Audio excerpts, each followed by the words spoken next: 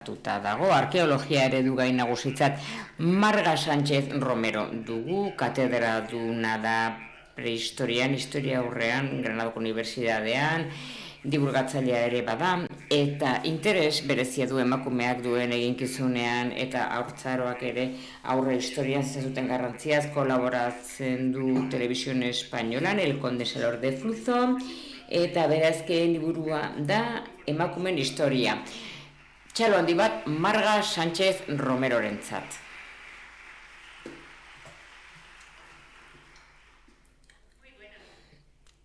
Atzaldeon.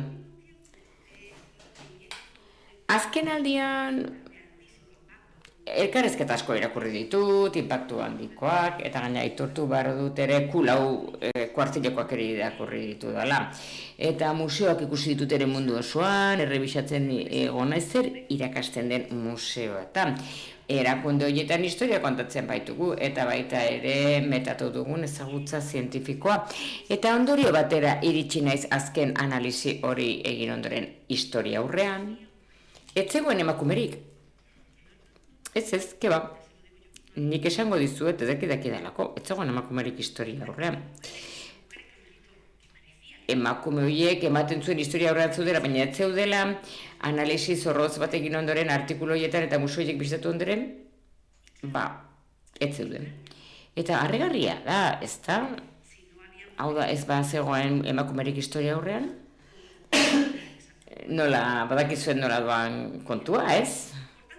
Beraz, pentsatzen jarretu nuen eta esan nuen, behar bada egon dira emakumeak, baina arkeologiak disiplina zientifiko hori meretzigarren bigarren erdialdean sortu zena, diskurtso zientifikoa sortu zuena, diskurtso autorizatua guk ikasten dugunak eta irakasten duguena, eskoletan eta unibertsitatean, ere ematean erabaki zuen.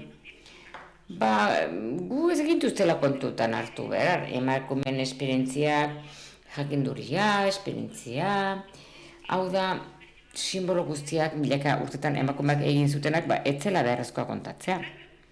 Harritzekoa, baina horrela da. Zergatik disiplina zientifikoak lortu behar baldin badu ezagutza sortzea osoa eta komplexua erakusteko aurrean duen lagina, zergatik azten du zerbait horren garrantzitsua eta inugaria?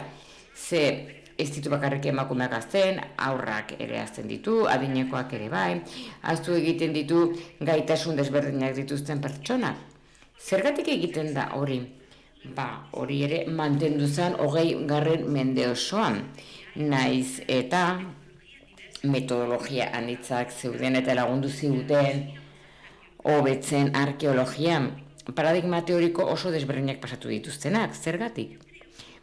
Uste dut, nik jakin badakit, intuitu egiten du, nirekin ados bazaudete, arkeologia, zientzia badela eta gainerako guztiak bezala, baldintza ekonomiko, politiko, sozial, ideologikoak nabarritu egiten dutela.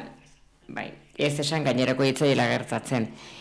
Ze ikerketa programa, ze finantzaketa dagoen, aztertu ondo, eta orduan jakingo dugu nondigoa zen, eta ea benetan egiten dugun guztien diguten zientzia edo guk egin nahi duguna. Baina hori beste gai bada.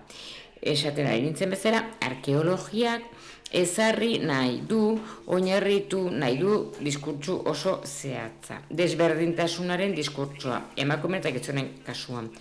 Beste desberdintasun batzuk ere babesten ditu. Baina hitz egin dezagun emakumeen eta gizonen artekoa. Ze emakumeak ez gaude liburu horietan, ez baldin da gaude historia kontatzen den liburuetan, bigarren mailako postuak baldin bat ditugu, ikusezinak direnak, ez bagara ezer, ez bagara gizonak bezain beste zergatik izango ditugu eskubide berberak. Ez dago inongo arrazoirik guri zerbait emateko. Hau da, historian gauzak egin dituztenak irabazi dituzte, beraz, diskurtsoiek oraindik ere egiten dira. Eta arkeologiak egiten du 3 estrategia erabiliz. Lehenengoa, ikusi duzue, zerbait jatorrira eramaten badugu, naturaltasuna baldin badago, desberdintasuna baldin badago gizona denetik, zergatik aldatuko dugu. Ez dugu erraztasunik aldatzeko, baina 3 estrategia erabiltzen dira. Lehenengoa, estereotipoak sortzea. Estereotipoa da erreferente bat sortzeko modua. Hau da, guk antza izan nahi dugun zerbait sortzea. Eta arkeologiak egiten du, adibidez, 20. mende hasieran, 1912an, erakusketa honekin. Zientzia Naturaleen Institutuan Belgika. Eta kontatu zen, museotan egiten zen bezala, historia kontatzen hasi ziren, giza evoluzioa. 15 eskultura para que Eta erabakitzen dute 15 eskultura egitea, jendeak jakin dezan nola bilakatu den gizakia. 15 eskulturetan 2 bakarrik dira emakumeak eta begiratu. Guztiz estereotipatua gaude. Alde batetik ama neandertala, igual, ia sinestroa. Hau da, ez da amatasun natural bat. Hemen ez dago egiazko amatasun batean dagoena, teknologia, alegina, ezagutza, jakinduria, esperientzia, gorputza, emozioak, hori ez da hori islatzen. Eta bestetik, sexualitateari eskenitako emakumea erakusten den gorputza. Horiek dira 2 elementuak, 2 irudiak. Emakumeak ikustera doazenean erakusketa hori ikusten daiteke 13 beste ikustera daude, adira eizatzen, arrantza egiten, bidaiatzen, eskultura femeninoak egiten. Gizonak teknologiarekin lotuta daude. Gizarteak aurrera eramaten dituenekin, eta emakumeak bere gorputzekin. Eta ez pentsatu hori ala dela 20. mendearen hasiera delako. Hori ere gertatu zen ere 60ko hamarkadan. Adibidez, aldatu emakumea Vilma Picapiedra eta Raquel Welchen gatik, eta berdin funtzionatzen dute. Bigarrenet, ukazioa. Emakumeak ez. Emakumeak ez zaudete hor. Emakumeak ez dute hori egiten. Eta kasualidadez, emakumeak ez dute gauza handirik egiten historia. Emakumeak ez dute iza egiten, ez dute arte egiten, ez dute bidaiatzen, emakumeak ez dute borroka egiten, emakumeak ez dute botererik. Hori kontatzen da. Eta zientzia buru gogorra da. Zegero eta froga gehiago ematen dugu, esaten duen hori gezurra dela. Zer erakusten ditugu emakumeen gorputzak armekin lurperatuta, emakumeen gorputzak Europa osoan bideatutenak. Baita ere atz markak aurkitzen ditugu, ze bestela izango dutxinetxe margotze dutela. Aurkitzen ditugu geziak emakumeen gorputzetan hiltzatuta, Ukrainan. Hori da zientzia frogatzen diguna. 3. estereotipoa. Ikusezintasuna. Ez da kontatzen ze jakinduria praktikatu duten emakumeak mendetan eta oraindik ere eskuetan duena. Hau da, zaintza, sozializazioa, osasuna, elikagaiak prestatzea. Elementu horiek guztiak gizakien parte dira. Ez dago ezen gizarterik hau egiten ez badu. Hau da, mantentze lanak egiten ez baditu.